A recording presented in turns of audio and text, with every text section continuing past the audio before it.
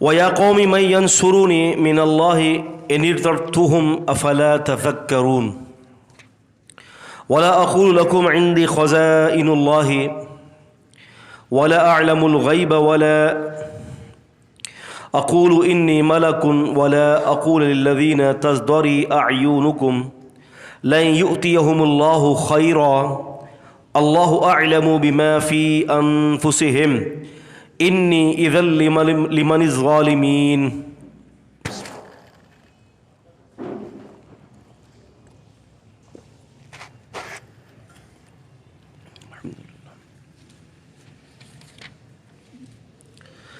وَيَا قَوْمِ، اے میری قوم. غالباً یہ نوح علیہ السلام کا تذکرہ چل رہا ہے. مَن يَنصُرُونِی مِنَ اللَّهِ، کون مدد کرے گا میری اللہ کے مقابلے میں. ان طردتوہم، اگر میں انہیں دور ہٹا دوں. افلا تذکرون، تو کیا تم اس بات پر غور نہیں کرتے. یا قوم، اے میری قوم. غالباً نبی علیہ السلام مخاطب ہیں، نوح علیہ السلام نہیں. اے میری قوم کے لوگوں، اگر اللہ نے ہی مجھے چھوڑ دیا تو پھر اس کے مقابلے میں میری کون مدد کرے گا. پتہ یہ چلتا ہے کہ اللہ کے مقابلے میں کوئی مدد نہیں کر سکتا. قرآن مجید جب من دون اللہ کا لفظ کرتا ہے استعمال اللہ کے سوا، تو یاد رکھیں کہ اس سوا کے اندر ہر مخلوق، چاہے وہ لیونگ تھنگ ہو یا نان لیونگ تھنگ ہو، جاندار ہو یا غیر جاندار ہو، سارے آ جاتے ہیں. قرآن مجید نے کئی مقامات پر استعانہ کے حوالے سے، مدد کے حوالے سے کہا کہ اللہ کے سوا کوئی تمہاری مدد نہیں کر سکتا. تو اس کے سوا ہر شے اس کے سوا ہے، یاد رکھیے گا. ہر شے اس کے سوا ہے، چاہے وہ ولی ہوں، چاہے وہ انبیاء ہوں، چاہے وہ فرشتے ہوں، کوئی بھی برگیزہ ہستی ہو، ہر ذات اس کے سوا ہے. اس کا عرش بھی اس کے سوا ہے، یاد رکھیے گا. اس کا عرش بھی اسی کی مخلوق ہے. بعض لوگ یہ سمجھتے ہیں کہ اللہ تعالیٰ عرش پر بیٹھا ہوا ہے. بیٹھنا کمزوری کی دلیل ہے. میں کھڑا ہوتا ہوں، تھک جاتا ہوں تو بیٹھ جاتا ہوں. الرحمن علی العرش استوى، استوى ای ارفع، کہ اللہ پاک استوا ہے، عرش پر بلند ہے عرش سے. اس نے اس پہ سہارا نہیں دیا ہوا، کیونکہ اللہ تعالیٰ کو کسی کی سہارے کی ضرورت نہیں ہے. تو فرمایا کہ میری مدد اللہ کے سوا کون کرے گا. اگر اللہ نے مجھے چھوڑ دیا تو میری مدد کوئی کرنے والا نہیں ہے. نبیوں کا، سارے نبیوں کا پیغام ہی یہی ہے کہ لوگوں کو مخلوق سے توڑ کر لوگوں کا رشتہ خالق سے جوڑ دیں. اور جب پھر نبی یہ کام کرتے تو پھر امت کیا کہتی؟ ھذا شیء عجیب. کیا عجیب بات بتا رہا ہے. یہ جو ہمارے جو آباء و اجداد جتنے بھی گزرے ہیں وہ سارے کہہ رہے ہیں کہ سب گمراہ ہیں. یہ لات، منات، یغوث، نصر، عزا، یہ سارے بڑے بڑے ہیں. مقصد یہ کہہ رہے ہیں کہ سب کو چھوڑ دو. بیٹا چاہیے تب بھی اسی کی طرف التفات کرو، بیٹی چاہیے تب بھی اسی کی طرف التفات کرو، عزت چاہیے تو بھی وہیں سے ملے گی. دنیا کی ہر چیز جو تمہیں تقاضا ہو تم اللہ کی طرف رجوع کرو. یہ کیسا آدمی، یہ کیا کہہ رہا ہے، یہ ہم سب کو چھوڑ دیں کیا؟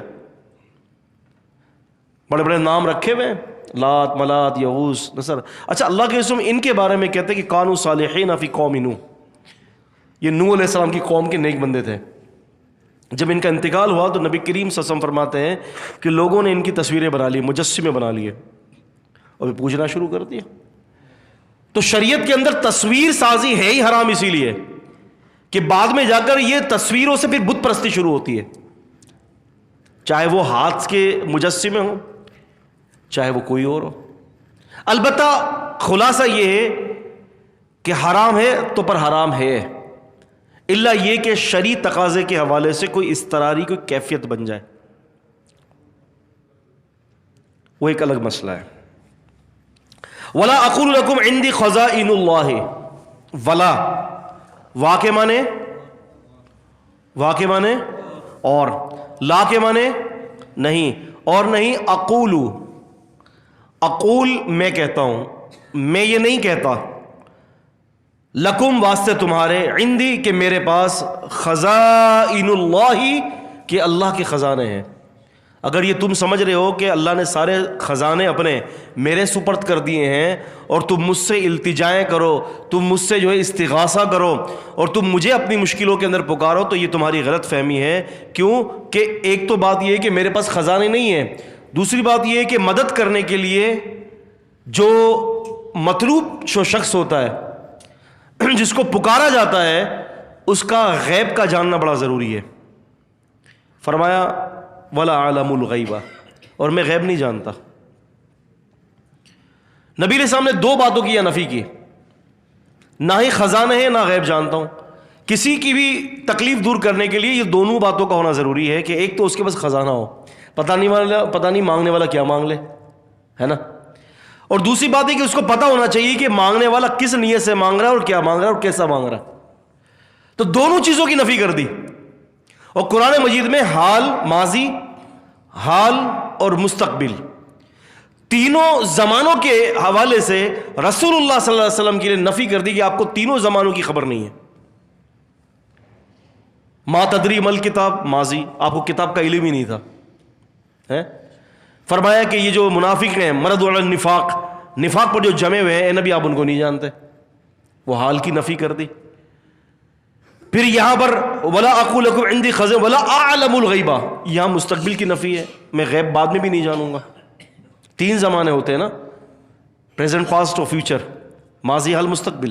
تینوں زمانوں کی نفی کر دی نبی علیہ السلام کے ذریعے. اور زمانے جاہلیت میں بھی اور اب بھی کن کن لوگوں کو پوجا جاتا ہے، پرستش کی جاتی ہے. ضروری نہیں ہے کہ کوئی کسی کو سجدہ کرے تبھی اس کی پرستش ہے. پرستش اور عبادت کے مختلف طریقے رہے ہیں ہر زمانے میں. آپ گرودواروں میں چلے جائیں، وہاں پر عبادات کے طریقے کچھ مختلف ہیں. اگر آپ یہ جاتے ہیں، اللہ آپ کا بھلا کرے، یہ ننکانہ پنجاب کے اندر ہے، ننکانہ صاحب جگہ کا نام ہے. یہ جو ہے نا ان کا ننکانہ، ان کا سکھوں کا بڑا ہے جو ننکانہ.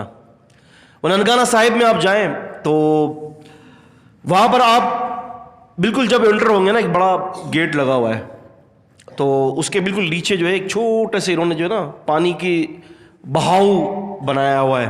آپ کتنے صاف ستھرے کیوں نہیں آئیں گے، آپ کو چپل اتار کر وہاں پانی سے اپنے پیر دھونے پڑیں گے. ہمارے یہاں کیا ہوتا ہے مسجد کے اندر کہ جب ہم مسجد میں داخل ہوتے ہیں تو ہم اپنا دایاں پاؤں مسجد کے اندر رکھتے ہیں اور دایاں پاؤں مسجد کے اندر رکھ کر دعا پڑھتے ہیں، بسم اللہ والصلاۃ والسلام علی رسول اللہ رب اغفر لی اللہم افتح لی ابواب برحمتک. یہ پوری دعا ہے. ان کے یہاں کیا عبادت کا کیا تھا؟ ان کے یہاں عبادت کا یہ ہے کہ وہ سب سے پہلے پوتر کرتے ہیں لوگوں کو ان کی زبان میں. تو وہ ایک نہر ہے، آپ بولیں گے بھائی میں 100 دفعہ نہا کر آیا ہوں، وہ آپ کے اس عذر کو قبول نہیں کریں گے. وہ آپ کو کہیں گے چپلیں اتارو، پیر ڈالو اس کے اندر، پیر ڈالو پھر آگے بڑھو گے. اب چپل لے جانے کے اندر اجازت نہیں ہے، چپل آپ نے وہیں اتار دی ہے. یہ میں آپ کو پورا نقشہ بتا رہا ہوں. اور میں 4 سال یا 5 سال کا عرصہ ہوا ہے، میں گیا ہوا تھا وہاں پر. وہاں ایک پروگرام تھا اسی ننکانہ صاحب میں میرا، تو وہاں کے ساتھی نے سکھوں سے رابطہ کر کے جو ہے وہ مجھے لے گئے. بولا ہمارے استاد آئے ہیں، وہ ان کو وزٹ کروانا ہے. خیر تو اندر پھر وہ مجھے لے گئے، تو ان کا ایک بڑا مبلغ جس کو ہم کہتے ہیں کہ ان کا داعی، پریچر ان کا، وہ بالکل وہاں پر کھڑا ہوا ہے اور وہ لوگوں کو تبلیغ کر رہا ہے جارحانہ انداز سے. اور مسلمان جہلا کا کیا اس میں کردار تھا، مسلمان جہلا میں کہہ رہا ہوں، ہاتھ باندھے ہوئے ایسے سننے کے جیسے وہ نعوذ باللہ قرآن نہ سنا رہا ہو. یہ نا اتنا اس کو رسپیکٹ دے رہے ہیں کہ جیسے پتہ نہیں کیا ہو گیا ہے، جبکہ وہ بیکار کی باتیں کر رہا تھا، پھنڈ مار رہا تھا بالکل بیکار کی باتوں کی، لیکن لوگ اس کی جو ہے وہ تعظیم کر رہے ہیں. اس سے بھی پھر میری تھوڑی سی بحث ہو گئی. نبی علیہ السلام کی آمد کے حوالے سے اور ننکانہ صاحب کے حوالے سے.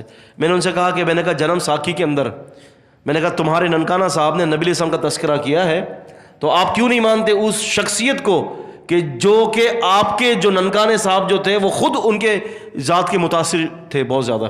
خیر بات چلتی رہی. پھر وہ گرو نانک پھر وہ اندر گئے تو سیدھے ہاتھ پر ہم نے دیکھا کہ وہاں پر نا حلوہ بن رہا تھا. نظر و نیاز کا جو طریقہ جو ہے نا عزیز طالب علموں یہ آج سے نہیں ہے, زمانہ جاہلیت سے نظر و نیاز کا ایک ہی رواج رہا ہے. کسی شخصیت جو چنی ہوئی متعین شخصیت کے نام پر, ہمارے عبد القادر جیلانی رحمہ اللہ کے نام پر 11ویں ہوتی ہے, نظر و نیاز ہوتی ہے. وہ لوگ اپنے جو ہے وہ گرو نانک کے نام سے کرتے ہیں اور کوئی کس کے نام پر کوئی کس کے نام پر XYZ. یہ پورا ایک سلسلہ ہے جو عبادت کا جو ایک منبع جو ہے نا وہ ایک ہی جگہ پر اگر کھڑا ہو جاتا ہے سارے ایک ہی جگہ پر جمع ہو جاتے ہیں. اسی لیے اللہ پاک نے سورہ بقرہ کی 173ویں آیت میں فرمایا کہ وما 72ویں آیت میں وما اہل بہ لغیر اللہ, ہر وہ چیز جو اللہ کے علاوہ کسی اور کے نام پر پکاری جائے گی. عام ترجموں میں یہ ترجمہ ہوتا ہے کہ ہر وہ چیز جو اللہ کے نام کے علاوہ کسی اور کے نام پر ذبح کی جائے. یہ ترجمہ مقصود نہیں ہے. مقصود یہ ہے کہ ہر وہ چیز جو اللہ کے نام کے علاوہ کسی اور کے نام پر پکاری جائے گی. اب مجھے بتائیے ایمانداری سے 11ویں شریف جو کہتے ہیں یہ 11ویں میں کہ عبد القادر جیلانی رحمہ اللہ کے نام پر پکاری نہیں جاتی وہ چیز, ایمانداری سے بتائیے. تو وہاں پر حلوہ تقسیم ہو رہا ہے ان کے نام پر. پھر آگے جائیں گے تو ایک کنواں ہے جی, انہوں نے باقاعدہ آثار قدیمہ رکھا ہوا ہے کہ یہاں سے جی گرو نانک صاحب جو ہے وہ پانی نکالا کرتے تھے, یہاں بیٹھا کے وہاں پر جو ہے وہ ایک ان کی گرنتھ ہے. اصل میں ان کی جو مین جو میجر جو کتاب ہے نا وہ ہے گرنتھ. میں نے بڑی کوشش کی کہ مجھے گرنتھ حاصل ہو جائے لیکن ابھی تک میں اس میں کامیاب نہیں ہو سکا. دعا کرے وہ مل جائے مجھے تاکہ سکھوں کو تبلیغ کرنے میں آسانی ہو جائے. الحمدللہ ہندوؤں کی اپنی اوریجنل کتاب جو ہے وہ جنم ساکھی تو مجھے مل گئی ہے الحمدللہ 1965 کی چھپی ہوئی, لیکن یہ ابھی تک مجھے میسر نہیں آئی. تو میں گزارش کر رہا تھا تو ایک بڑا سا کمرہ انہوں نے بنایا ہوا ہے گول سا, جیسے جو نہیں ہوتا پنجرا نہیں ہوتا جسے پرندے رکھتے, پنجرے کی طرح ایک بڑا کمرہ بنایا ہوا ہے. اس میں فین چلا ہوا ہے, گرمی ہے تو AC لگا ہوا ہے, چل ہوا ہے. اندر خاتون تو کبھی مرد, مقصد کہنے سے مراد یہ کہ وہ گرنتھ کھلی ہوئی ہے اور وکڑم شکڑم پڑھ رہے ہیں وہ اس کے اندر بیٹھ کر گرنتھ کو, اور وہ گرنتھ کبھی بند نہیں ہوتی. 24 آور اور 12 کے 12 مہینے کبھی بھی مر جائیں گے گرنتھ بند نہیں ہوگی. ایک پڑھ کے اٹھے گا تو دوسرا پیچھے کھڑا ہوگا. آپ سمجھ رہے ہیں. پھر اس کے بعد اتفاق ہے کہ جس وقت مجھے لے کے گئے تھے تو اس وقت گرو نانک کا عرس تھا 3 چوتھے دن اور رش لگا ہوا تھا. تو اچھا پھر یہ سارے کیا تھے, یہ سارے جو چیزیں تھیں اب ان کی جو ہے اللہ آپ کا بھلا کرے قبر ہے, قبر پر ٹیکنا, سجدے کرنا, ہاتھ باندھ کے یوں کھڑے ہو جانا, منتیں مرادیں پوری کرنا, جو بھی زمانے جاہلیت کے جو ایک رسومات اور جو طریقہ عبادت کا ہے نا وہاں ہو رہا تھا. اور یہی طریقہ ہمارے مزاروں پر ہوتا ہے. نظر و نیاز چل رہی ہے, کوئی استغاثہ کر رہا ہے, کوئی منتیں کر رہا ہے, کوئی مرادیں کر رہا ہے, کوئی جالی پکڑ کر جو ہے وہ چمٹ رہا ہے, کوئی رو رہا ہے, کوئی کیا کر رہا ہے, مختلف قسم کی وہاں پر بیماریاں کہیں گے اور کیا کہیں گے. پھر جب وہ واپس آئے تو وہاں چپلیں نہیں تھی. میں نے کہا یار یہ کیا چکر ہے, انہوں نے کہا چپل یہاں سے نہیں ملے گی وہاں سے ملے گی. اچھا وہاں جا کے گیا تو سیب نہیں ہوئی تھی, سیب کی طرح اچھی ہوئی تھی پالش. تو میں نے پوچھا کہ یہ پالش کیوں ہوئی؟ کہا کہ پالش اس لیے ہوئی کہ ہمارے یہاں جب بھی کوئی غلطی کرتا ہے نا, ہمارے جو ذمہ دار ہیں یا سکھوں میں سکھی برادری میں سے, ان کو غلطی میں ہم کسی پولیس کے والے نہیں کرتے, ہم یہاں اس کو بٹھا دیتے ہیں سزا کے طور پر, وہ سب کے جوتے پالش کرتا ہے. جی جی جی اچھا دیکھ لیں تو ہمارے جوتے صاف ملے. میں نے کہا اچھا یار کبھی موچی جانے کی ضرورت نہیں, ادھر ہی چکر لگا لو جوتے صاف ملیں گے. اچھا یہ ان کا سکھوں کا عالم ہے. اب آپ ہندوؤں کی طرف آ جائیں تھوڑا سا. ہندوؤں کے اندر ویسے تو ان کو خود کو تعین نہیں ہے کہ کس کی پوجا کرنی ہے, یہ ان کو خود کو تعین نہیں ہے. جو ان کو ملتا ہے نا وہ کہتا ہے کہ یہ ہمارا ہے, جھک جاتا ہے. سانپ ہے تو اس کی الگ خوبی ہے ان کے نزدیک, ہاتھی ہے تو ان کی الگ خوبی ہے. حتیٰ کہ انہوں نے جو ہے وہ اللہ معاف کرے میں آپ کو کیا بتاؤں, عورت کی مخصوص جگہ کی بھی ایک پوری ڈمی بنا کر جو ہے کالے رنگ کی جو ہے اس کو پوچھتے ہیں, وہ اس کو بھی نہیں چھوڑا. جی ہاں, اور پھر ان کے یہاں جو ہے وہ سیتا اور گیتا کی کہانی بڑی مشہور ہے. وہ آپ نے دیکھا ایک بندر سیتا گیتا سنا؟ ہنومان سنا ہے کہانی آپ نے؟ اس کے ہاتھ میں یوں پہاڑ ہے. اچھا ٹھوکنے کی تو تصور ان کے یہاں بھی ہے, ہمارے بھی بڑی ٹھوکتے ہیں نا. یہ جو ہمارے ماشاءاللہ جو یہ ہمارے سنی بھائی ہیں بڑی لمبی لمبی پھینکتے ہیں, اتنی لمبی پھینکتے ہیں کہ پتہ ہی نہیں جلدی کہاں جاتی ہے. یہ دراصل ان سے سیکھ کے آئے ہیں, وہ بھی ایسی لمبی لمبی پھینکتے. کہتے ہیں کہ ایک دفعہ غالباً سیتا بیمار تھی, لکشمن بیمار تھی. وہ بیمار تھی تو کسی نے اس کو کہا جو بوٹی لانی ہے جو بندر کی طرح ہے. تو وہ اب وہاں گیا پریشان, کون سی بوٹی بولی تھی, اور پورا پہاڑ اٹھا کر ہاتھ میں رکھ دیکھ لیں کون سی بوٹی چاہیے. تو ٹھوکنے سے کیا ہوا؟ کسی نے کہا تھا نا کہ پیر خود نہیں اڑتا, مرید اڑاتا ہے. مرید نے اڑا دیا. تو اس قسم کی باتیں وہاں پر ان کے آئیں. آپ چرچ میں جائیں گے وہاں پر بھی یہی ہے. آپ ہندو کے آپ مندر میں جائیں, یہ ابھی سندھ کے اندر ابھی ایک جگہ پہ میرا پروگرام تھا, تو اب ان کو پتا ہے وہاں کے ساتھیوں کو کہ شیخ صاحب کا جو ہے نا تقابل ادیان پر کام ہے اللہ تعالیٰ کے حکم سے, طالب علم ہوں میں اس فیلڈ کا. تو وہ کہتے ہیں کہ شیخ صاحب مندر چلنا ہے. میں کہا دکھائے. تو ابھی بالکل ایک دو دورے سے پہلے جو ہے مجھے ایک مندر لے گئے یہ. اچھا وہاں پر مندر لے گئے تو وہ مندر کے اندر دیکھا کہ چاروں طرف بندر کی اور ہاتھی کی اور تصویریں ہیں, اور یقین مانے وہ وہاں پر جو ہے وہ گھنٹیاں لگی ہوئی ہیں بالکل ایسے ہی جو سندھ میں مزاروں کے اندر جو گھنٹیاں لگی ہوئی ہیں ٹن ٹن جو بجاتے ہیں. وہاں پر بھی کیا تھا, وہاں پر بھی سجدے ہو رہے ہیں, وہاں پر بھی جناب علی رکوع ہو رہا ہے, سجدہ ہو رہا ہے, قیام ہو رہا ہے. کیونکہ یہ 3-4 عبادات جو ہے نا ہر لوگوں کے اندر مسلم ہے. ایک رکوع, ایک طواف, ایک سجدہ, یہ ساری عبادتیں وہاں پر بھی یہی ہو رہا ہے.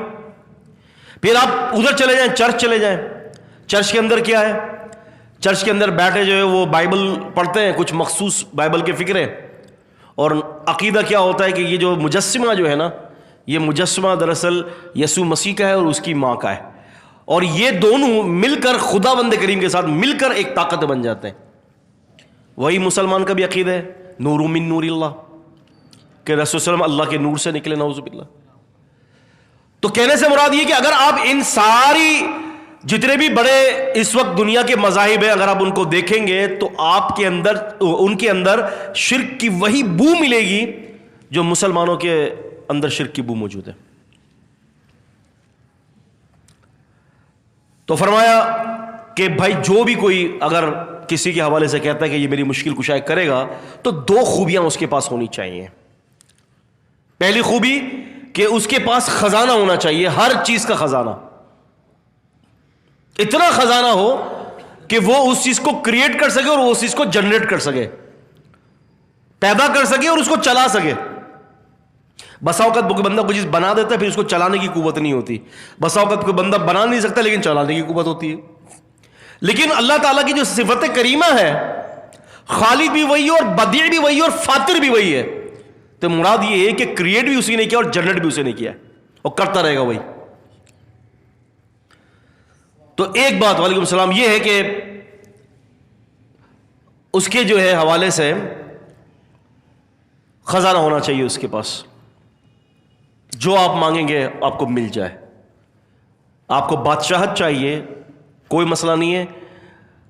یہاں اللہ تعالیٰ کے پاس جو ہے نو کا بورڈ نہیں ہے کہ نہیں مل سکتا. ہر چیز جو چاہے مانگ لو. اللہ تعالیٰ قادر ہے, قادر نہیں ہے, قادر مطلق ہے کہ آپ کو عطا کر دے. اور پھر دوسری بات, مشکل کشا کا عالم الغیب ہونا بڑا ضروری ہے. یہ آپ نے دیکھا ہوگا اپنی اہل حدیث مساجد کے اندر جو ہے ایک سوال کی 10 شکلیں, دیکھا ہے آپ نے, بڑی کمال کی چیز ہے. راجن پور سے یہ آتا ہے, اللہ کا نیک بندہ ہے, کوئی بڑی محنت کی اس نے, قبول فرمائے. اس میں بڑی پیاری بات ہے, توحید کی 10 باتیں جو ہیں. تو انہوں نے اس میں کچھ باتیں یہ کی ہیں کہ اگر آپ جس متعین شخص کو پکارتے ہیں تو آپ کے پاس یہ چیز ہونی چاہیے کہ وہ کب سو رہا ہے اور کب جاگ رہا ہے. ایک لسٹ ہونی چاہیے نا کہ اگر وہ سو رہا ہے تو پھر آپ اپنی حاجتیں پوری نہ اس کے سامنے پیش نہ کریں. جس وقت وہ جاگے تب آپ پیش کریں. یا اگر آپ کہتے کہ وہ کبھی سوتا ہی نہیں ہے تو انہوں نے کہا کہ چلو ٹھیک ہے ہم نے مان لیتے کہ اگر نہیں سوتا تھوڑی دیر کے لیے, تو پھر بات یہ کہ ہندو ہندی میں پکارے گا, گجراتی گجراتی میں, ملباری ملباری میں, ہے نا, بہاری بہاری زبان میں, میمن میمنی میں, دنیا کی ہر زبان میں.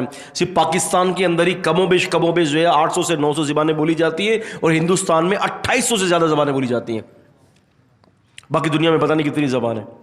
ہر زبان کو آنی چاہیے. اب علی رضی اللہ تعالیٰ عنہ کے حوالے سے اگر ہم دیکھتے ہیں, امیر المومنین علی رضی اللہ عنہ, ان کو عربی کے سوا کوئی اور زبان نہیں آتی تھی. کوئی ثابت بھی نہیں کر سکتا کتاب و سنت سے کہ انہوں نے زندگی بھر کبھی کوئی فارسی بھی بولی ہو. اب بتائیں, تو فرمایا کہ غیب کا علم ہونا چاہیے. تو اب کوئی شخص اگر پکارتا ہے اپنی زبان میں تو ان کو تو وہ زبان آنی چاہیے. بھائی مثال کے طور پر اگر یہاں پر آ کر کوئی, میرے پاس آ کر کوئی جیپنی اگر بیٹھ جاتا ہے, جاپانی, اور جاپانی زبان میں سوال کرتا ہے تو مجھے تو پلے پڑنا ہی نہیں ہے نا, مجھے تو سمجھ میں ہی نہیں آئے گا کہ یہ کیا کہہ رہا ہے, کیونکہ مجھے اس کا جواب دینے کے لیے لسننگ پاور کے ساتھ ساتھ مجھے اس کی زبان کو آنا چاہیے کہ وہ بول کیا رہا ہے. اور یہ قادر, یہ طاقت, یہ قوت صرف اللہ پاک کے پاس ہے. علمہ البیان, اسی نے سب کو بولنا سکھایا ہے. بتائیے یہ خوبی میرے رب کے علاوہ کس کے پاس ہے؟ بتائیے. پھر انہوں نے یہ بات کہی کہ اچھا چلو مان لیتے تھوڑی دیر کے لیے, جبکہ یہ ہو نہیں سکتا. زیادہ سے زیادہ کوئی آدمی 10 زبانیں 12 زبانوں پر عبور رکھتا ہوگا, زیادہ سے زیادہ. چلو تیر مان لی 20 زبانیں.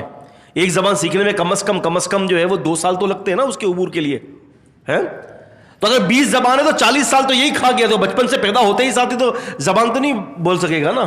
یہ کوئی اپنا کوئی کشف تو نہیں ہو رہا, یہ کوئی روحانی مسئلہ تو نہیں ہے کہ پیدا ہوتے کے ساتھ ہی حافظ قرآن بن گیا اور زبانیں بولنا شروع کر دیا. اتنی لمبی تو اب آپ کو پتا ہے کوئی سمیٹ بھی نہیں سکتا. پورا قرآن سر, پورا قرآن.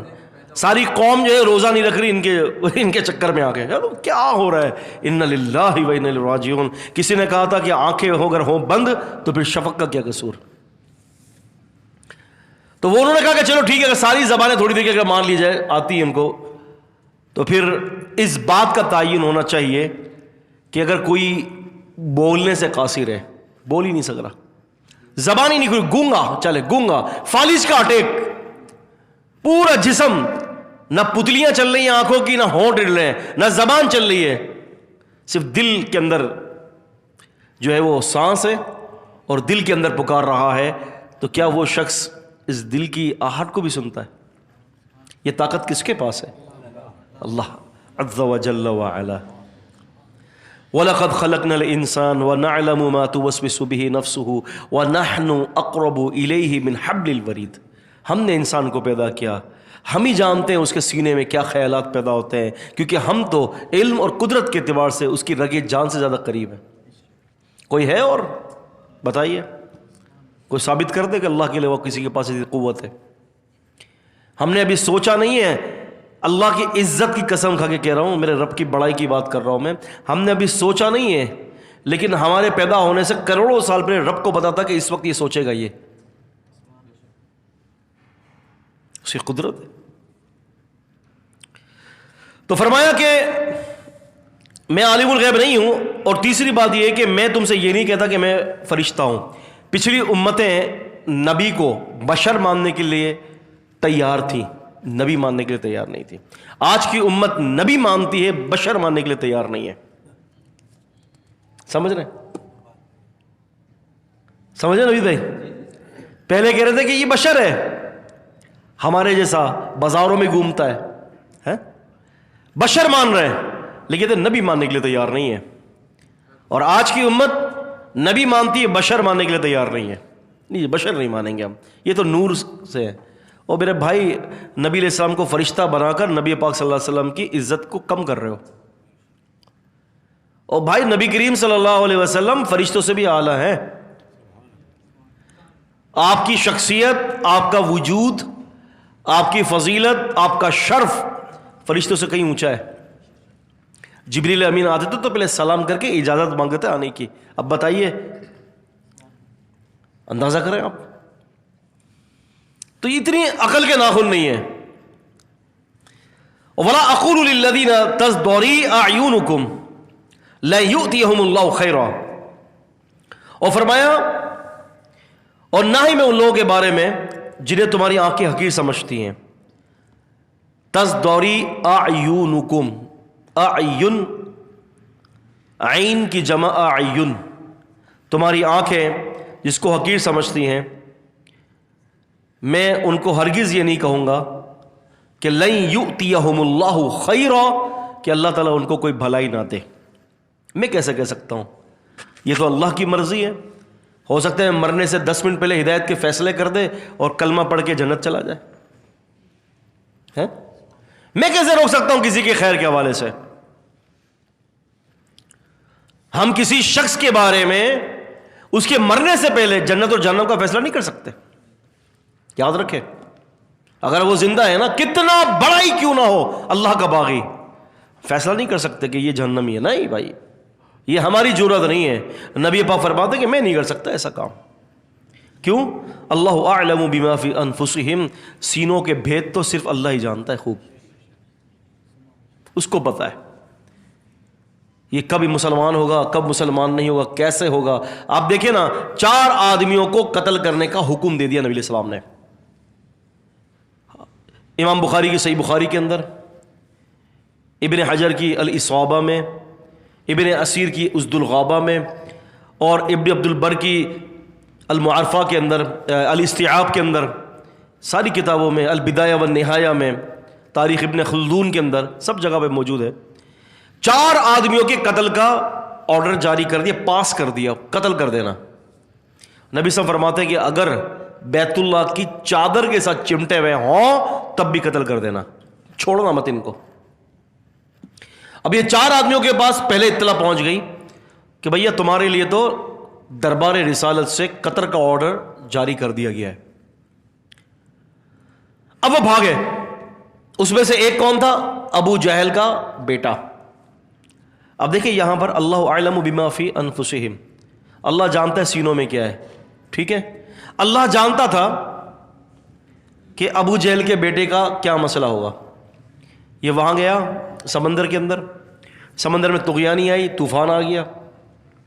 اللہ سے التجا کرتا ہے، یا اللہ کشتی کو جو ہے، جہاز کو سمندر کنارے پر لگا دے، میں مسلمان ہو جاؤں گا. جبکہ آپ یقین مانیں اللہ جانتا تھا کہ اس کی نیت اس وقت کیا ہے. دیکھا جائے بظاہر تو طوفان سے ڈر لگ گیا، لیکن اللہ تبارک و تعالیٰ بندے کو موقع دیتا ہے. میں ہمیشہ یہ بات کہتا ہوں کہ میرا اللہ جو ہے اپنے بندوں کو بھرپور موقع دیتا ہے. اور میں یہ بھی کہتا ہوں ساتھ ساتھ میں کہ اگر اللہ تعالیٰ ہمیں آگ میں پھینکنے کا ارادہ کر لینا تو ہمیں عالم ارواح میں ہی جسم دے دے کر پھینک دیتا جہنم کی آگ میں، اور ہم جلتے رہتے. لیکن میرے اللہ نے ایسا نہیں کیا. تو اس سے یہ پتہ چلتا ہے کہ ما یفعل اللہ بعذابکم ان شکرتم وآمنتم، اللہ تعالیٰ تمہیں عذاب دے کر کیا کرے گا اگر تم اللہ تعالیٰ کے شکر گزار بندے بن جاؤ اور اس کے اوپر ایمان لے آؤ. تو یہاں پر یہ فرمایا کہ ابو جہل کا بیٹا جب گیا، واپس آیا کنارے پر، طوفان تھم گیا. اب واپس آ کر سیدھا نبی علیہ السلام کا، جبکہ قتل کا آرڈر جاری ہو چکا تھا. اس کو ذرا پوائنٹ کو ذرا نوٹ کر لیجئے گا. صحابہ اکرام کے سامنے سے گزر ہوا ہوگا، کوئی جادو کا بندہ تو تھا نہیں ہے کہ ادھر سے غائب ہو گیا اور ادھر جا کے نمودار ہوا. سب کے سامنے اکرما سب کے سامنے گیا ہوگا نا. لیکن کسی کو یہ اس وقت توفیق نہیں ہوئی کہ اس کو قتل کر دے، جبکہ قتل کا آرڈر جاری ہو چکا تھا. مدینے سے کہاں سے سفر کرتا ہوا نبی صلی اللہ علیہ وسلم کے پاس آ گیا، آپ کے دربار کے پاس آ گیا، دربارن کے پاس آ گیا. درباری جو تھا آپ کا، جو اس وقت چوکیدار تھا، اسے بھی قتل نہیں کیا. نبی پاک صلی اللہ علیہ وسلم کے پاس آیا، کہا کہ اللہ کے قسم کلمہ پڑھا دیجئے. جبکہ قتل کا آرڈر جاری تھا. جو دربار پر جو چوکیدار کھڑا تھا نا، وہ چاہتا تو اسی وقت اس کو قتل کر دیتا، چونکہ قتل کے آرڈر جاری ہو چکے تھے. اللہ تعالیٰ کہہ رہا ہے میں جانتا ہوں نا دلوں میں کیا ہے. اللہ پاک جانتا تھا کہ اسلام لانا ہے، اسی لیے اللہ پاک نے اس کو بچا دیا اور نبی صلی اللہ علیہ وسلم تک لے گیا، اور نبی کریم صلی اللہ علیہ وسلم کے ہاتھ پہ کلمہ پڑھ لیا اور وہ سزا معاف ہو گئی. کیونکہ یہ قاعدہ اور یہ کلیہ معروف ہے کہ ایمان لانے سے پہلے جتنے بھی گناہ ہوتے ہیں، چاہے وہ کچھ بھی ہو گناہ، کس قسم کا بھی گناہ ہو کہ اس نے کروڑوں لوگوں کو مار دیا ہو اگر وہ کافر ہے، لیکن جب وہ مسلمان ہوگا تو رسول کی حدیث کے مطابق پچھلے سارے گناہ معاف ہو جاتے ہیں، پھر باز پرس نہیں ہے، پھر پکڑ نہیں ہے۔ فرمایا انی اذا لمن الظالمین، اور اگر میں ایسا کروں تو میں ظالموں میں سے ہوں گا۔ قالو، انہوں نے کہا یا نوح، اے نوح علیہ السلام۔ اب نوح علیہ السلام کا یہاں تذکرہ شروع ہو گیا۔ نوح علیہ السلام سب سے پہلے نبی ہیں جن کو زمین کی طرف مبعوث کیا گیا۔ امام بخاری رحمۃ اللہ علیہ نے صحیح بخاری کی جب ابتدا کی، اگر آپ صحیح بخاری شریف کھولیں گے تو صحیح بخاری کا سب سے پہلا بڑا جو باب ہے، وہ جو سب سے پہلا ہے، وہ ہے کتاب وحی۔ اس پہ جو آیت نقل کی نا امام بخاری، انا اوحینا الیک کما اوحینا الی نوح والنبیین من بعد، ہم نے آپ کی طرف وحی کی جس طرح ہم نے نوح پر وحی کی اور ان کے بعد۔ کیوں یہ بات کہی جا رہی ہے، امام بخاری نے وہ آیت کیوں نقل کی، اس میں بہت بڑی نکتے کی بات ہے۔ امام بخاری رحمۃ اللہ علیہ یہ سمجھانا چاہ رہے ہیں کہ نوح علیہ السلام پر کوئی کتاب نازل نہیں ہوئی تھی، بغیر کتاب کے وحی اتری تھی، تو کہا کہ جب ان کے اوپر بغیر کتاب کے وحی اتر سکتی ہے تو نبی پاک صلی اللہ علیہ وسلم کے اوپر بھی حدیثی صورت کے اندر بغیر قرآن کے وحی اتر سکتی ہے۔ یہ بڑا زبردست استدلال ہے۔ تو یہ نوح علیہ السلام جو ہے یہ پہلے نبی ہیں جو زمین کی طرف مبعوث کیے گئے۔ قد جادلتنا فاکثرت جدالنا فاتنا بما تعدنا ان كنت من الصادقین، قوم کہہ رہی ہے کہ آپ ہم سے بہت جھگڑا کر رہے ہو، آپ ہمارے ساتھ حد سے زیادہ جھگڑے میں مبتلا ہو چکے ہو، 950 سال آپ یہی کہتے آ رہے ہو کہ ہم بتوں کو چھوڑ کر اللہ کو، اس کی عبادت کو اختیار کر لیں۔ تو پھر کہنے لگے فاتنا لیا بما تعدنا، تعد عدا عود سے نکلا، اس کا مطلب ہے وعدہ، پھر لے آ اس وعدے کو، تعد جو تو نے ہم سے وعدہ کیا ہے، عہد کیا ہے، ان کنتا من الصادقین، اگر تو سچوں میں ہے، اگر تو سچوں میں سے ہے تو پھر کیا کر کے اس وعدے کو لیا۔ وعدہ کیا تھا؟ عذاب۔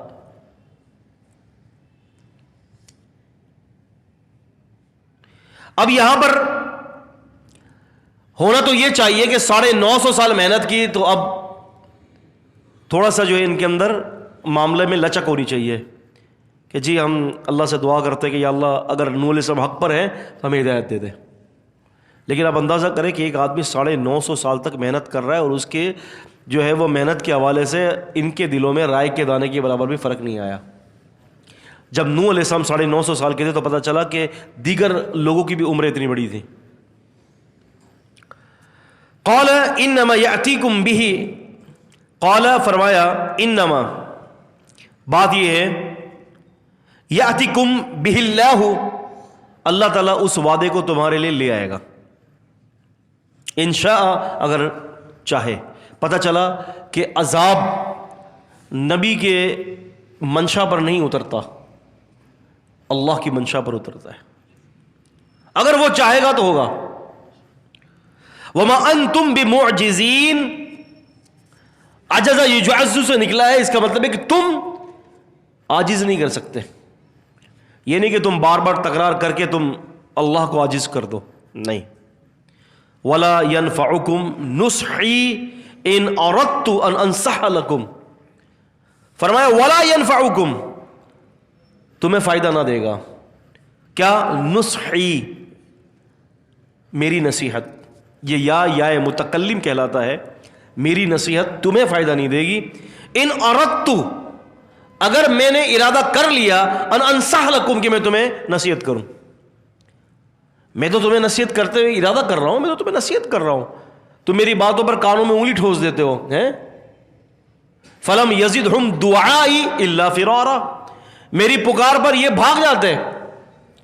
بہت سارے ایسے آپ کو لوگ ملیں گے آج کے دور میں بھی، نماز کا کہہ کے رہا نماز کے لیے تو کوئی نہ کوئی سائڈ میں نکل جائیں گے، یہ بھاگنا ہی ہے، مجھے یہ کام میں تو، اچھا بہت سارے لوگ ہیں وہ بہانے، میں تو بعد میں پڑھ لوں گا، یہ بھی بہانے، بعد میں پڑھ لوں گا، میں تو میرا تو یہ کام ہے، وہ امی انتظار کر رہی ہے، ابو انتظار کر، مہمان آ رہے ہیں گھر کے اندر، وہ دکان کھلی ہوئی ہے، یہ سب اسی کے اندر شامل ہے۔ آپ چلو میں آتا ہوں، یہ سب اسی میں داخل ہے، فرار ذکر الہی سے۔ فرمایا ان کان اللہ یرید ان یغویکم هو ربکم، اور اللہ تعالیٰ چاہے تو تمہیں گمراہ کر دے گا، کیونکہ وہ تمہارا رب ہے۔ پتہ چلا گمراہی کا اختیار بھی اللہ کے پاس ہے۔ وَإِلَيْهِ تُرْجَعُونَ، اور تم اسی کی طرف لوٹے جاؤ گے۔ ام یقولون افتراہ، انہوں نے کہا کہ اس نے گڑھ لیا ہے۔ اب یہ جو آیت ہے نا، ام یقولون افتراہ، بعض مفسرین یہ کہتے ہیں کہ یہ جو بیچ کی جو یہ آیت ہے، یہ دراصل نوح علیہ السلام سے مخاطب نہیں ہے، نبی کریم صلی اللہ علیہ وسلم سے مخاطب ہے، یعنی اس قصے سے ہٹ کر یہ بات ہے۔ اس میں شاہ ولی اللہ محدث دہلوی، عبد القادر جیلانی رحمہ اللہ نے بھی تفسیر لکھی ہے، اور اسی طرح سے جو ہے وہ دیگر جو مفسرین ہیں، کچھ ان کا یہ یہاں پر خیال یہ کہ یہ خطاب رسول اللہ صلی اللہ علیہ وسلم سے ہے، جبکہ دیگر زیادہ تر مفسرین یہ کہہ رہے ہیں کہ نہیں، یہ نوح علیہ السلام کے حوالے سے بات ہو رہی ہے۔ تو آیت کا کچھ اسلوب بھی ایسا ہی لگ رہا ہے کہ یہ نوح علیہ السلام ہی کا ذکر چل رہا ہے۔ وہ یہ کہہ رہے ہیں کہ انہوں نے گڑھ لیا، یعنی یہ جو باتیں بتا رہا ہے نا، توحید کی بات وہی سنا رہا ہے، یہ گڑھی ہوئی چیزیں۔ تو فرمایا قل، کہہ دیں، ان افتریتہ، نوح علیہ السلام کو کہا جا رہا ہے کہ تو کہہ، اگر میں نے اس کو گڑھا ہے، فعلی اجرامی، تو اس کا جرم، اس کی سزا مجھ پر، وانا بریء مما تجرمون، اور میں تم سے بیزار ہوں جو تم جرم کرتے ہو۔ اگر میں نے گڑھا ٹھیک ہے، اللہ جانتا ہے کہ یہ میری طرف سے ہے یا اللہ کی طرف سے۔ وَأُوحِيَ إِلَى نُوحٍ، اور وحی کی گئی نوح علیہ السلام کی طرف، أَنَّهُ لَن يُؤْمِنَ مِنْ قَوْمِكَ إِلَّا مَنْ قَدْ آمَنَ فَلَا تَبْتَئِسْ بِمَا كَانُوا يَفْعَلُونَ۔ فرمایا کہ بے شک یہ آپ کی قوم آپ پر ایمان نہیں لائے گی۔ رسول اللہ صلی اللہ علیہ وسلم نے فرمایا کہ مسند احمد کے اندر حدیث ہے، یہ نبی صاحب فرماتے ہیں کہ کچھ نبی ایسے آئیں گے کہ جن کے ساتھ ان کی قوم کے کچھ لوگ ہوں گے، کچھ ایسے بھی ہوں گے کہ جو 10 لوگوں کو لے کے آئیں گے۔ رسول فرماتے ہیں کہ کچھ نبی ایسے بھی آئیں گے کہ جن کے ساتھ صرف ایک بندہ ہوگا، ایک، پوری زندگی محنت کی، ایمان لانے والا صرف ایک۔ اور اللہ کے نبی فرماتے ہیں حدیث کا مفہوم، کچھ نبی ایسے ہوں گے کہ ان کے ساتھ کوئی بھی نہیں ہوگا۔ اچھا، یہاں سے میں آپ کو ایک قاعدہ بتاتا چلوں عزیز طالب علموں، یہاں پر ایک قاعدہ ذرا نوٹ کر لیجئے، وہ یہ ہے کہ تبلیغ کرنا ہمارا کام ہے، رزلٹ ہمارا کام نہیں ہے۔ تبلیغ ہمارا کام ہے، رزلٹ دینا اللہ کا کام ہے۔ آپ کی کوئی بات مانے نہ مانے، زندگی گزر جائے، آپ نے تبلیغ نہیں چھوڑنی۔ کیوں؟ کہ آپ کا اجر اللہ کے یہاں ثابت اور پکا ہے انشاءاللہ۔ کیونکہ نبی میں سے ایسے بھی ہوں گے کہ ان کے ساتھ کوئی بھی نہیں ہوگا، تو کیا خیال ہے، کیا ان کی دعوت قبول نہیں ہوئی؟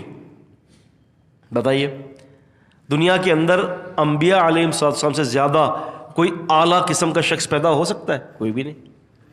آپ کا کام اور میرا کام ہے تبلیغ کرنا ہے۔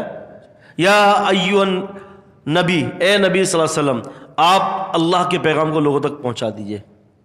یا ایھا الرسول بلغ ما انزل الیک من ربک، آپ تبلیغ کر دیں، پہنچا دیں جو اللہ نے آپ کی طرف اتارا ہے۔ تو رسول صلی اللہ علیہ وسلم پہنچاتے تھے۔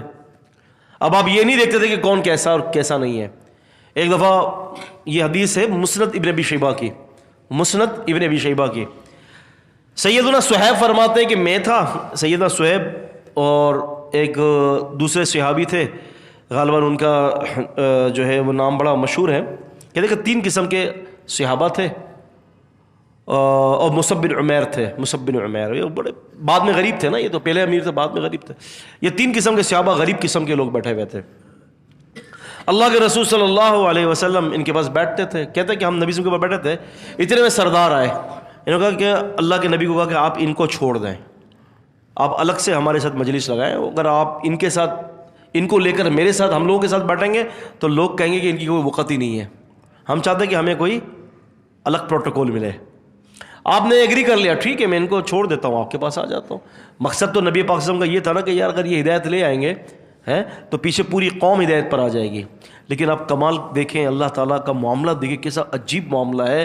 اللہ تعالیٰ نے قرآن نازل کر کے یہ کہہ دیا نبی ان کو مت چھوڑو جو ہے وہ میرے بندے ہیں جو غریب ہیں, آپ ان کو مت چھوڑیں کیونکہ وہ ایمان سے بھرے ہوئے لوگ ہیں.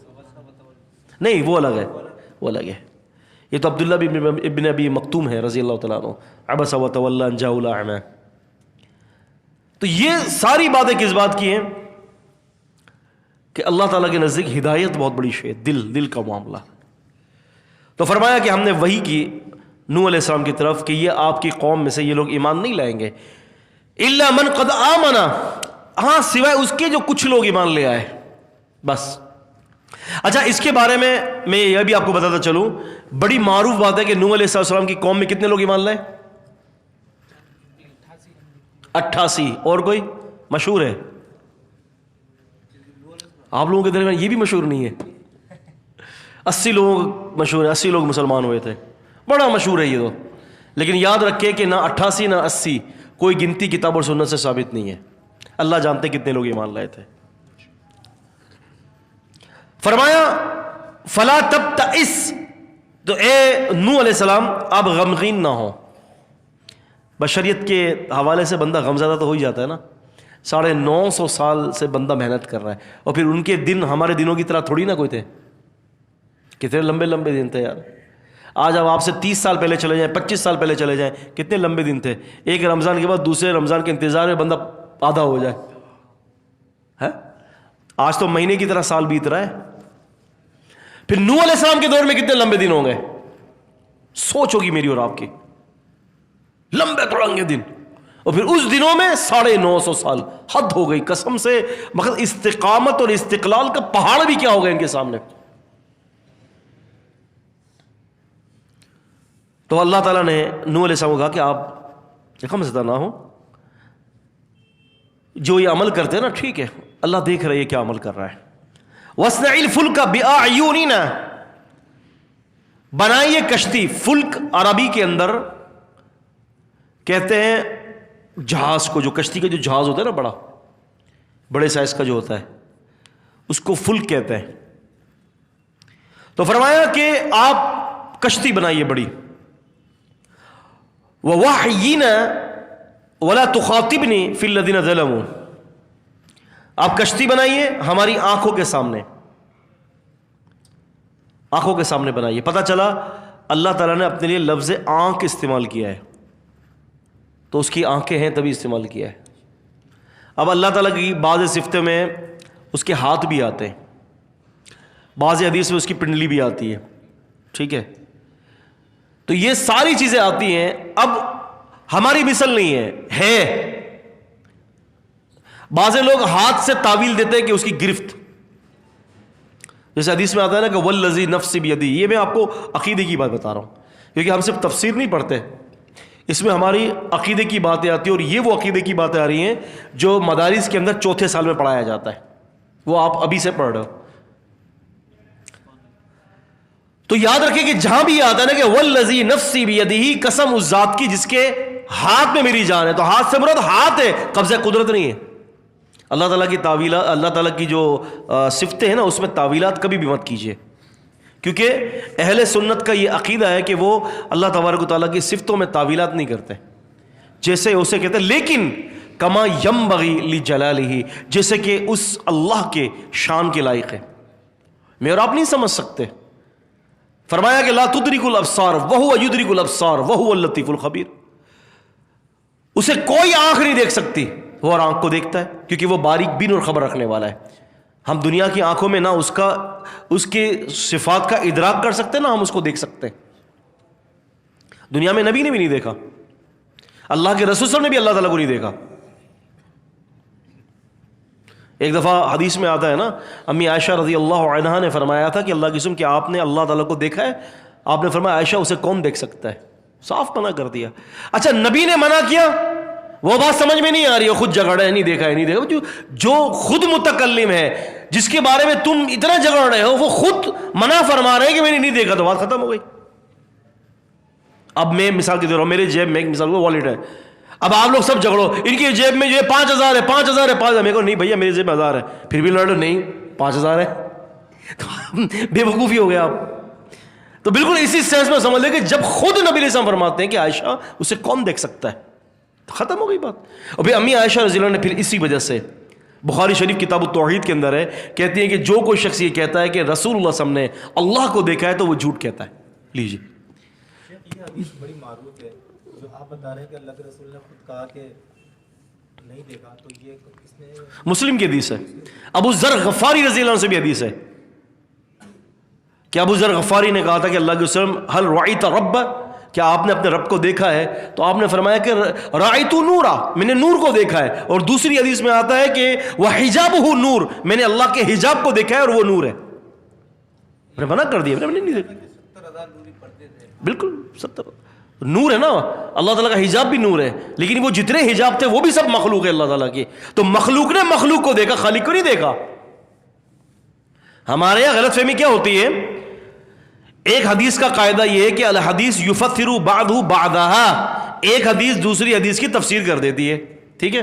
اب مسلم شریف کے اندر حدیث ہے کہ ابو ذر غفاری نے پوچھا تھا حل رأیت رب, اے اللہ کے رسول کیا آپ نے اپنے رب کو دیکھا؟ تو آپ نے فرمایا رأیت نورا, میں نے ہاں نور کو دیکھا ہے. تو وہ یہ کہتے ہیں کہ بھائی دیکھو خود نبی صلی اللہ علیہ وسلم نے کہہ دیا, جبکہ ایک حدیث دوسری حدیث کی تفسیر کرتی ہے. مسند احمد کے اندر یہ حدیث موجود ہے, نبی علیہ السلام نے فرمایا کہ حجابہ نور, اللہ تعالیٰ کا حجاب بھی نور ہے. میں نے جس نور کو دیکھا تو وہ حجاب ہے اور اس کا حجاب بھی نور ہے. خلاص. تو اللہ تبارک و تعالیٰ کی ذات کا ادراک کے حوالے سے کوئی بھی اس کی ذات کو دیکھ نہیں سکتا. یاد نہیں ہے موسیٰ علیہ السلام نے کہا تھا ربی ارینی اللہ, میں آپ کو دیکھنا چاہتا ہوں. اللہ نے فرمایا تو مجھے نہیں دیکھ سکتا. موسیٰ علیہ السلام بے ہوش ہو کر گر پڑے, نہیں دیکھ سکے. یا بابائیں دیکھتے ہیں سارے بیٹھ بیٹھ کے جو ہے اللہ تعالیٰ کی زیارتیں ہو رہی ہیں, بیٹھے ہو رہی ہیں, میٹنگیں ہو رہی ہیں ساتھ میں, نعوذ باللہ من ذالک. کیا میں آپ کو بولوں, سارا ٹائم اسی میں نکل جائے گا. میرے پاس پوری قصے کہانیوں کی جو نا ایک کتاب ہے, یہ بڑیلے شریف سے چھپی ہے. یہ آپ نے یہ ہے نا گجرات والے بیٹھے ہوئے ہیں بھائی, گجرات والے, آپ کے گجرات کے ساتھ جو بڑیلہ شریف ہے نا, بڑیلے سے چھپی ہے انوار الحفیظ. اتنی موٹی کتاب ہے, سب میں ایسی مقصد جو ہے نا اڑائی گئی ہیں نا, اوہ او کیسے کیسے زبردست کہانیاں ہیں. اگر آگے دے دی جائے نا بھائیوں کو, بڑا زبردست قصے چل جائیں. کیا میں آپ کو بتاؤں. تو فرمایا کہ آپ ہماری آنکھوں کے سامنے ایک کشتی بنائیے, اور فرمایا کہ وحی کے مطابق جو ہم وحی کے ذریعے ہم آپ کو بتائیں گے, اور فرمایا کہ کسی سے بات چیت آپ نے نہیں کرنی ان میں سے, خطاب نہیں کرنا ظالموں میں سے, انہم مغرقون, کیونکہ یہ غرق ہو رہے ہیں, ہونے والے ہیں. فرمایا وَيَصْنَعُ الْفُلْكَ, اور وہ کشتی بناتے رہے نوح علیہ السلام. وَكُلَّمَا مَرَّ عَلَيْهِ مَلَأٌ مِّن قَوْمِهِ سَخِرُوا مِنْهُ, قوم کے لوگ گزرتے تو ہنستے. کیوں ہنستے؟ لو بابا جی جو ہے خشکی میں کشتی چلائیں گے. اب میں مثال دے رہا ہوں میں آپ کو, اگر یہاں بیٹھ کر اگر بڑی کشتی بنائی جائے روڈ پر بیٹھے بڑی کشتی بنائی جائے, بڑا جہاز, وہ کہا جائے گا یہ پانی میں چل, لوگ ہنسیں گے آپ کے اوپر کہ لگتا ہے کہ یہ ادھر نیو کراچی میں کشتی چلائیں گے, ہے نا. تو وہاں پر خشکی کے اندر کشتی بنا رہے تھے سیدنا نوح علیہ السلام, اور لوگ ہنس رہے ہیں, جبکہ یہ ان کے لیے الارم تھا عذاب کا. فرمایا جب بھی گزرتے قوم کے سردار ان پر ہنستے. قال نوح علیہ السلام نے فرمایا ان تسخروا منا, اگر تم مجھ پر ہنس رہے ہو نا, فَإِنَّا نَسْخَرُ مِنْكُمْ كَمَا تَسْخَرُونَ, تو ہم بھی تمہارے اوپر ایسے ہی ہنسیں گے جس تم ہمارے اوپر ہنس رہے ہو. یہ تمہارے لیے الارم ہے, یہ خطرے کی گھنٹی ہے, یہ کوشن وارن ہے تمہارے لیے. فَسَوْفَ تَعْلَمُونَ, بس ان قریب اب تم جان جاؤ گے, بہت جلدی جان جاؤ گے. مَن يَأْتِ عَذَابٌ يُخْزِيهِ, اور فرمایا کہ جس پر یہ عذاب آتا ہے یخزیہ, اس کو ہمیشہ کے لیے رسوا کر دیتا ہے. سونامی کا طوفان آپ نے دیکھا ہوگا, جاپان کے اندر آیا تھا, سمندری طوفان دیکھا ہے آپ نے. اللہ اکبر اللہ اکبر. اب اندازہ کریں کہ ساحل سمندر پر جو ہے عیش سے اور بڑے مزے کر رہے تھے, اور ایک دم سے جب طوفان آیا کیا حال ہوا ہوگا ان لوگوں کا جو وہاں انٹرٹینمنٹ کر رہے تھے. اور پوری کی پوری بستیاں جو قریب تھی اکھیڑ کے پھینک دی اللہ نے. کوئی روکنے والا تھا؟ بولو امریکہ کو, بولو اسرائیل کو, مارے اس کے اوپر ایٹم بم, روک دے. اللہ کی قسم اللہ کے عذاب کو ایک اللہ کے سوا کوئی روکنے والا ہے ہی نہیں, کسی کی قوت ہے ہی نہیں. فرمایا جس پر عذاب آ جائے گا وہ رسوا کر دیا جائے گا.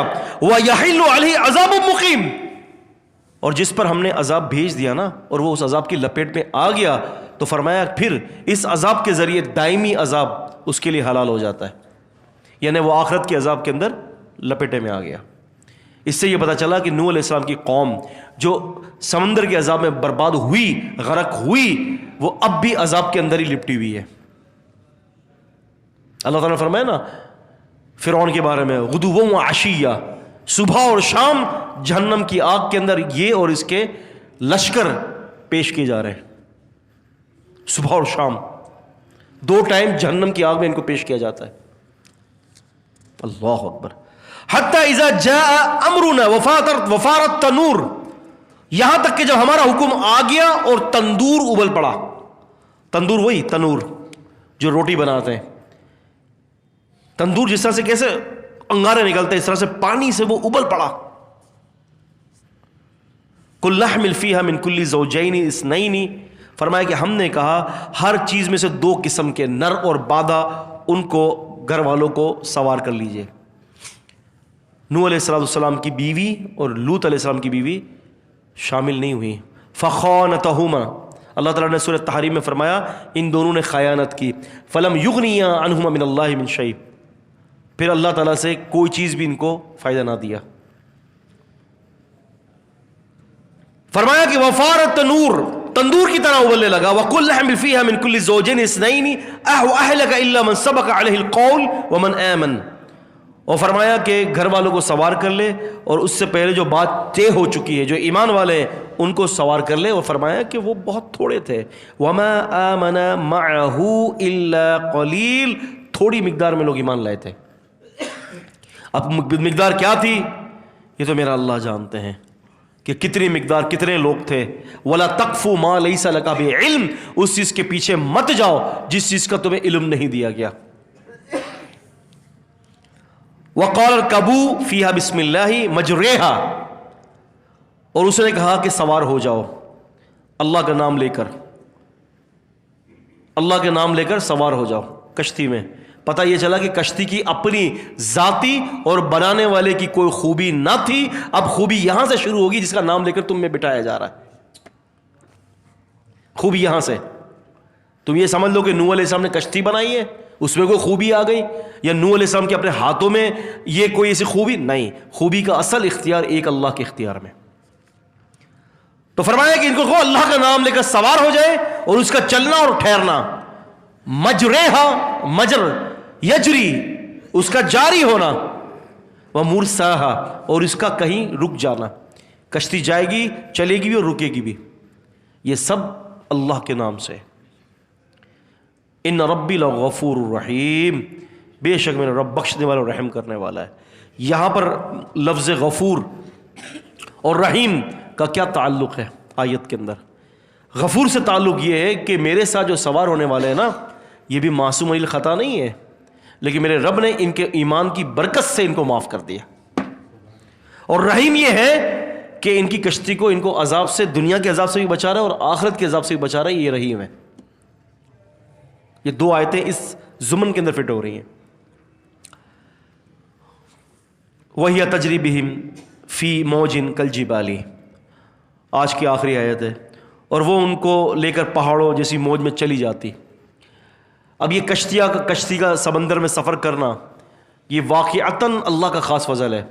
آپ نے دیکھا ہوگا ٹائٹینک ہے نا, کتنا بڑا جہاز بنایا تھا, اربوں ڈالر صرف کیا تھا, اور ٹائٹینک کے اندر اس بات کا دعویٰ تھا, چیلنج تھا کہ یہ غرق کبھی بھی نہیں ہوگی. باقاعدہ اس کے اندر نا ہر چیز, پوری دنیا اور ٹائٹینک اس جہاز کے اندر انہوں نے ڈال دی تھی. شباب, کباب, ہوز نہانے کے لیے, اس طرح سے جو ہے کلب, گیمز, کیا بتاؤں میں آپ کو, جس کو ہم کہتے ہیں نا کہ ریزورٹ, انگریزی میں کہتے ہیں ریزورٹ, کہ وہ چیز جو ہر چیز اس کے اندر ہو. تو دنیا کی ضروریات کے حوالے سے وہ ٹائٹینک ریزورٹ تھا وہ. ہر چیز اس کے اندر موجود تھی، لیکن دعویٰ کیا کیا تھا؟ یہ نہیں کچھ ہوگا اس کو. اللہ پاک نے فرمایا وَكُلُّ مَنْ عَلَيْهَا فَانٍ، ہر چیز میں برباد کر دوں گا. دھباک کر کے تباہ ہوا ہے. آج تک اس کو نشانی بنا دی اللہ نے کہ دعویٰ مت کرنا، دعویٰ کرو گے گئے. اگر یہ کہہ دیتے ہیں کہ اللہ کے حکم سے یہ ہوا ہے. آپ دیکھیں نا، اگر آپ فون لگائیں گے، میں تھوڑی سی مثال دے رہا ہوں، آپ کسی کو کال کریں، وہ ایک ریکارڈڈ ایک آواز آتی ہے. دنیا بھر میں کروڑوں لوگ مر چکے ہیں کرونا کی وجہ سے، پاکستان میں بھی صرف لاکھوں تک. آپ کو پتہ ہے کیوں؟ پاکستانی لوگوں نے بڑے اچھے رویے استعمال کیے ہیں، خاک رویے اچھے استعمال کیے ہیں. تم بولو اللہ کا فضل ہے. کیا رویے استعمال کیے؟ ہم سے زیادہ تو احتیاط وہ کر رہے ہیں. ہماری تو یہاں اب نیو کراچی کی سیر کر لیں، کیا رویے ہیں. ندیوں پر تو مکان بنے ہوئے ہیں، گندی نالیوں پر. مسلمان کے ملک کے اندر یہ شرم آنی چاہیے کہ نسبت اپنی طرف کر رہے ہیں پاکستانیوں کی طرف. پاکستانیوں نے اچھے رویے استعمال کیے ہیں. ارے بھائی تمہارے منہ میں کیڑے پڑتے ہیں یہ کہتے ہوئے کہ پاکستانیوں پر اللہ کا فضل ہو گیا. کہاں روئیں، کس کو روئیں؟ وَنَادَى نُوحٌ ابْنَهُ وَكَانَ فِي مَعْزِلٍ يَا بُنَيَّ. نوح علیہ السلام نے اپنے بیٹے کو آواز دی. آخر باپ ہے نا، بیٹا کافر ہے تو کیا ہوا، کہیں نہ کہیں محبت کی رمق تو ہے نا. ہے نوح علیہ السلام کے حوالے سے ایک روایت آتی ہے کہ اگر اللہ تعالیٰ کو رحم کرنا ہوتا نا تو اس سمندری طوفان میں اس ماں پر رحم کر دیتا کہ جو ماں بچے کو اس طرح سے اٹھائے ہوئی تھی، خود بھی غرق ہو گئی اور بچہ بھی غرق ہو گیا. اللہ نے رحم نہیں کیا. کیوں؟ کہ رحمت اللہ تعالیٰ کی ایمان کے ساتھ ہے. حدیث میں آتا ہے نبی صلی اللہ علیہ وسلم فرمایا کہ کوئی شخص، کوئی جان جنت میں نہیں جائے گی سوائے مسلمان کے. آپ نے صاف کہہ دیا. تو اللہ تعالیٰ رحم بہت کرتا ہے عزیزوں، بہت رحم کرتا ہے. یہ جو میں آپ کو بتاؤں، یہ جو آخری میں جو عذاب اترا ہے نا، وہ جو عورت جو ڈوبی ہے اپنے بچے کو لے کر، بچہ تو جنت ہی ہے، اس میں کوئی دو باتیں نہیں ہیں، معصوم بچہ جنت میں. لیکن وہ عورت اصل میں اس لیے ڈوبی کہ اس پر بھی اتمام حجت پوری ہو چکی تھی. میرا اللہ ظلم کر لے، یہ کیسے ہو سکتا ہے؟ اس کی کتاب میں تو ظلم ہے ہی نہیں، ظلم نہیں ہے. تو فرمایا کہ وہ اپنے بیٹے کو آواز دی، ارکب معنا، سوار ہو جا ہمارے ساتھ، ولا تکن مع الکافرین، کافروں کے ساتھ نہ ہو. باپ دکھیاڑے دل سے، دکھی دل سے اپنے بچے کو آواز دے رہا ہے، بیٹے سوار ہو جا، نصیحت کر رہا ہوں. اب بیٹا کافر تھا. من یہدی اللہ فلا مضل لہ ومن یضلل فلا ہادی لہ.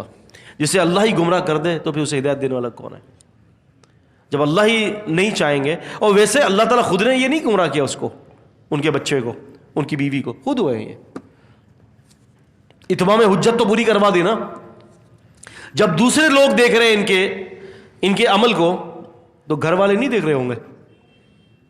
جب دوسرے لوگوں کے لیے 950 سال تک حجت پوری کی تو اپنے گھر پہ کتنی محنت کر رہے ہوں گے. تو دوستو یہاں سے بہت ساری باتیں ہمیں مل رہی ہیں، اور اگلی آیت کے اندر بڑی ہی عذاب کے عجیب نمونے اللہ نے دکھائے ہیں. انشاءاللہ ہم اپنے اگلے ہفتے اس پر بات کریں گے. اللہ تعالیٰ جو ہے ہمیں قرآن و حدیث کا فہم دے، سمجھنے کی توفیق عطا فرمائے. اقول قولی ھذا استغفر اللہ لی ولکم ولسائر المسلمین.